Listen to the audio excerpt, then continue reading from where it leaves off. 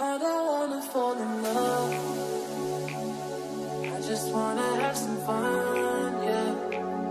I don't wanna fall in love. I just wanna have some fun.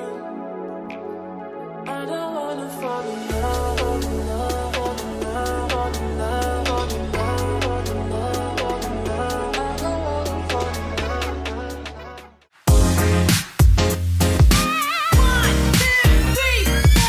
各位热爱时尚的姐妹们，今天 TJ 要带你潜入 hermes 2025秋冬男装大秀。这不只是一支服装展示，而是一种将低调奢华延伸到东方城市的全新篇章。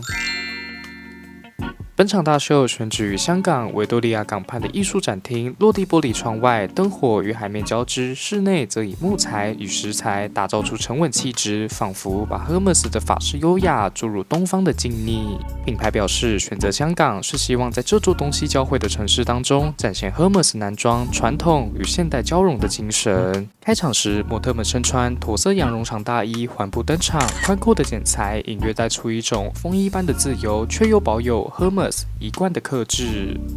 在随后，深灰色羊毛西装上场，剪裁干净利落，肩线不张扬，却稳稳传递出一种自信的重量。这并不是为了张扬的男装，而是为了懂得低声细语的男性。在氛围转换之间，皮革元素成为全场焦点。一件焦糖色皮革外套在灯光下闪耀出温润光泽，那是一种 hermes 的自豪，不浮夸，只专注于材质的极致。进入休闲篇章时，针织衫、立领毛衣逐一登场，色彩低调却富有层次，从深蓝、酒红到大地色，却因为质地与剪裁被提升为一种优雅的生活态度。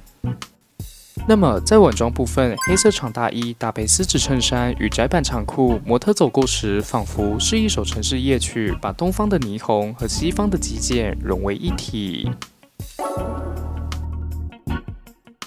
在细节上 ，hermes 的一贯哲学再次被放大。你会看到皮革手套、极简的长靴，甚至是低调却讲究的扣子设计。这些细微的地方，都像是品牌在低声告诉观众，真正的奢华不需要喊叫，它藏在触感与时间里面。同时，配件的运用也让人惊喜。柔软的皮革旅行袋，结构利落，却带着轻盈感，像是专为游走世界的男性而生。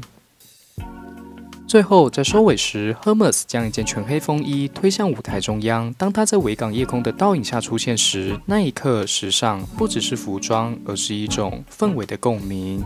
hermes 的男装从来不追求浮夸，而是以细节告诉你，真正的奢华是懂的人自然懂。看完这场秀，让我感受到 hermes 男装不是要说服你去追逐潮流，而是告诉你，真正的力量在于沉默。它不张扬，却能让你记住；它不喊叫，却能让你安心。对我来说，维尔尼肯·维格尼恩在香港的这场大秀，就像是一首诗，简短、节制，却句句有力。它在提醒所有男性，优雅不是装饰，而是一种存在方式。